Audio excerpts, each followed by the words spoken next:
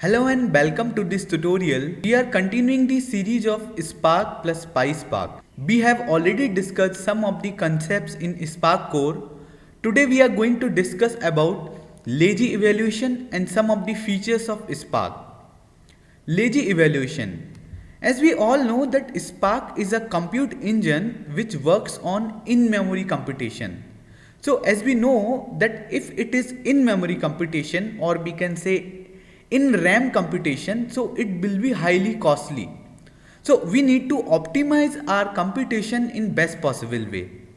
Okay, so this is the major requirement if you are working on in-memory computation. You need to optimize your computation in best possible way so that you can save your RAM as more as possible.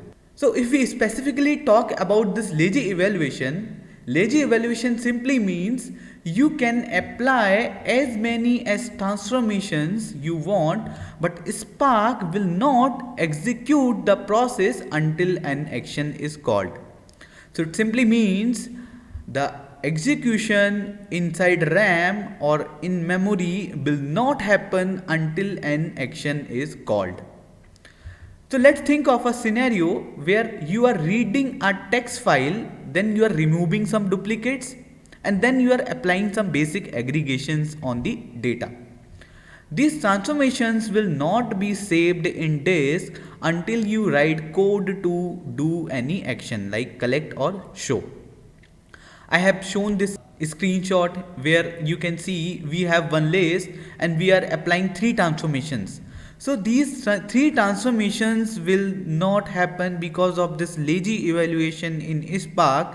These transformations will execute only once we call this action where we will write list3.collect. As soon as I write this list3.collect and I execute my code, this complete transformations will be executed. So these above all transformations will not executed until an action is called. So if someone asks you what is lazy evaluation, so lazy evaluation is simply a process where transformations will not be executed until an action is called. I hope it is clear now. Let's take one more scenario where we are loading a 2 GB file into Spark and we want to print the first line. So let's think, like suppose Spark is not following the lazy evaluation as of now. Now what will happen?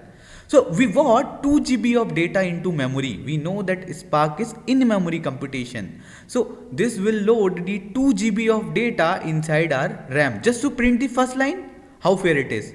So it seems very typical, or you can say why we are putting our 2 GB data into RAM. We have some limited amount of RAM to just print the first line.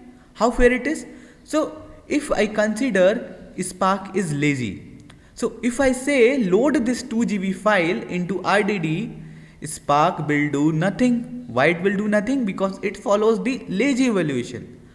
Spark did nothing, only an entry into the DAG has been made in the background. So an entry will happen in the DAG in the background. Now if I write rdd.take1.for each println, so what will happen? Now it will start loading the actual data and display the first record. So in this scenario what is happening? It will just load the first line into RAM and then it will print the data because of this action. So this seems we have saved a lot of amount of data to load into the memory. Now come to some features of Spark. Almost 100 times faster than Hadoop. So this thing I have already discussed in my previous tutorial, like where we have discussed about MapReduce, where we have discussed about this Spark computation, in-memory computation. So in case of Hadoop, we were doing 2 disk accesses for each MapReduce job. But in case of Spark, complete operation will happen with only 2 disk accesses, one for initial reading the data from the data source and one for after all the operations we will write the data into the data source. So this was all about why this Spark is faster than Hadoop, or we can say MapReduce in memory computation. So I already discussed this thing, like while processing, instead of saving the data into disk, It simply read the data from disk and then perform all operations in RAM. So that's why we say it is in-memory computation. Multiple data sources supported in case of Spark. So you can either use JSON file or Parquet file or Cassandra or Hive. Lazy evaluation we have discussed previously, can be used with many cluster managers. So Spark, as we know, Spark is plug and play type of service where you can use any of the cluster manager or resource manager. It can be Yarn, it can be Mesos or anything else. So that was all about features of Spark and specifically about the lazy evaluation, how this lazy evaluation works. Thank you. Bye bye.